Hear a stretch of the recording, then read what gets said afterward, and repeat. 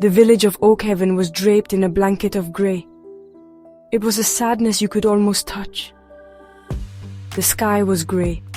The cobblestone streets were grey.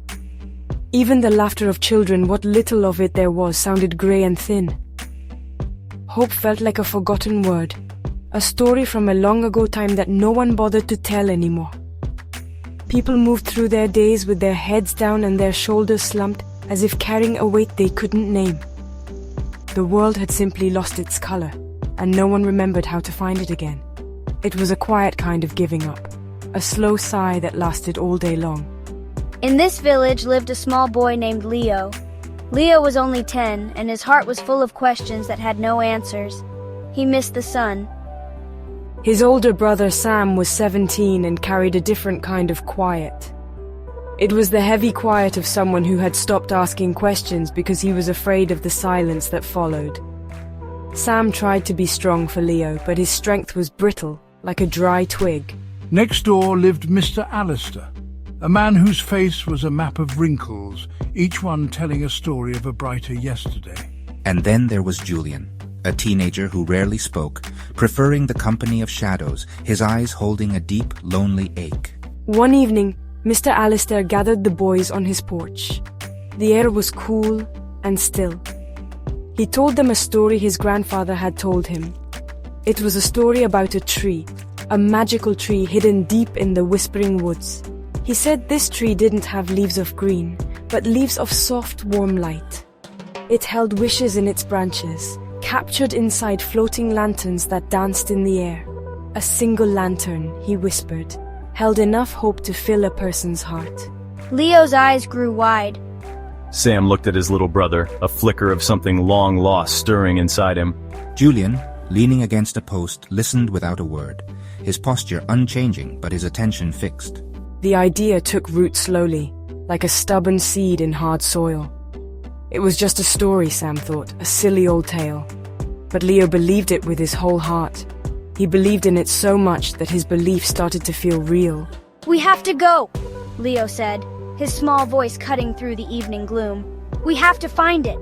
Mr. Alistair nodded slowly, his old eyes twinkling with a forgotten spark. "A journey is better with friends," he said, looking from Sam to Julian. And in that moment, a silent agreement was made. Not with words, but with a shared glance, a shared need. They would go together to find the light. Their journey began at dawn. The whispering woods lived up to its name. The trees seemed to murmur secrets just beyond their hearing. The path was overgrown and wild, a challenge at every turn. A wide, rushing creek blocked their way, its water cold and fast. Leo, small and unsure, looked at the churning water with fear. He thought of the gray village and the heavy silence. He did not want to go back. Sam, seeing the worry on his brother's face, felt a surge of protectiveness he hadn't felt in a long time. He knew he had to be the strong one now, not just for Leo, but for all of them. Sam waded into the creek first. The current was strong, and it pushed against his legs, but he held his ground. "It's okay," he called out, his voice steady. "I'll help you." He reached a hand back to Leo. Mr. Alistair, with surprising strength, found a long, sturdy branch to use as a walking stick, testing the creek bed with each careful step. Julian, ever silent, gathered heavy stones from the bank. He placed them one by one into the water, creating a simple makeshift path for Leo and Mr. Alistair to cross. He didn't say a word. He just did what needed to be done. It was his way of speaking. As they walked deeper into the woods, they learned to rely on each other. Mr. Alistair knew the plants. He showed them which berries were safe to eat and which leaves could soothe a scratch. His stories of the old days filled the silence between the whispering trees, painting pictures of a world full of color and life. Sam, who was always so serious, found himself listening, imagining a different kind of world. He learned to read the trail, to spot the tracks of animals, and to navigate by the sun. He was becoming a leader, and it felt right. Leo's contribution was his hope. It was a powerful thing. When the others grew tired and discouraged, when the path seemed endless and the woods too dark, Leo would talk about the glowing tree. He would describe the lanterns, imagining their warm light on his face. His unwavering belief was a light of its own, a small flame they all huddled around to keep warm. Julian, in his quiet way, started to walk closer to the group. He would sometimes point out a hidden flower or a brightly colored bird, small moments of beauty in the vast woods. His silence was becoming less about loneliness and more about watching and noticing. The forest tested them. One night a sudden storm rolled in.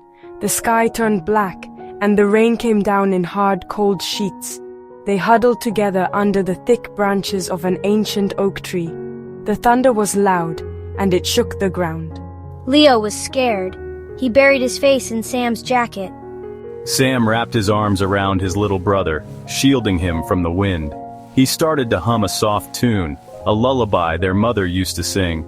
The sound was a small, brave thing against the roar of the storm. It was a promise that they were not alone. Mr. Alistair, his old bones aching from the cold, told them stories to pass the time. He spoke of other storms he had weathered in his long life, each one a little different, each one eventually passing. His voice was calm and reassuring, a sturdy anchor in the wild night. He shared his last dry biscuit with everyone, breaking it into 4 equal pieces.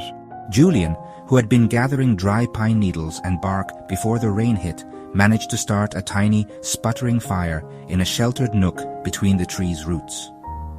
The small flame flickered, pushing back the darkness. It was a small victory, but it felt enormous. In the quiet moments, they learned about each other. Sam admitted he was scared about the future, about what would happen after he finished school in their hopeless town. Mr. Alistair spoke of his wife, who had passed away years ago, and how the colours of the world seemed to fade with her. Leo talked about his simple wish to see his neighbors smile again, to hear real laughter in the streets. And then Julian spoke. His voice was soft, almost a whisper. He said he wished he knew how to talk to people, how to not feel so invisible all the time. It was the most he had ever said at once. The journey changed them. Sam's shoulders straightened. He was no longer just a boy trying to be strong. He was becoming a true protector.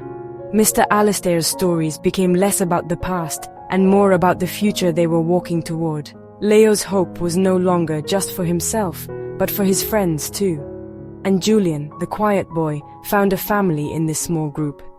He learned that he didn't always need words. Sometimes building a path of stones or starting a fire in a storm was more than enough. Their friendship was no longer a new, fragile thing. It was strong and true, forged in the heart of the woods. After days of walking, they found it. In the center of a sun-dappled clearing stood the tree. It was more beautiful than any story could describe. Its trunk was made of smooth, silvery bark that seemed to hum with a gentle energy. Its branches reached toward the sky, not with leaves, but with 1,000 points of soft, golden light. And floating among the branches were the lanterns. They drifted slowly, like captured stars, each one glowing with a warm, steady light that felt like a hug for your heart.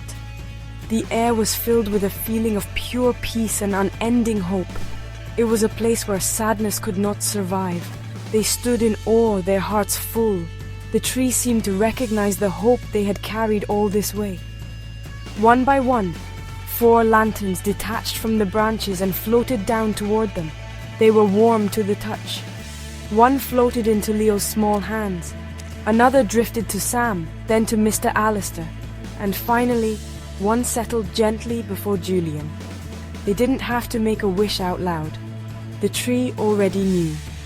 It knew the wishes they held deep inside, the silent prayers for light, for connection, for a new beginning. They held the lanterns and the light seeped into them, chasing away the last of their own grey sadness. The journey back was different. They walked with lighter steps, their faces illuminated by the lanterns they carried. The woods no longer felt menacing. They felt like a friend who had shared a wonderful secret. They didn't need to talk much. The light from the lanterns said everything. It spoke of shared struggle, of friendship found, and of the incredible power of a simple shared hope. They were not the same four people who had left Oakhaven. They were a family, bound by a magical journey and the light they now carried. When they reached the edge of the village, it was dusk. The familiar grey gloom was waiting for them, but this time they brought the light with them. As they walked down the main street, the golden glow from their lanterns pushed back the shadows. People peeked out of their windows, their faces filled with wonder. The light touched the grey cobblestones and made them shine.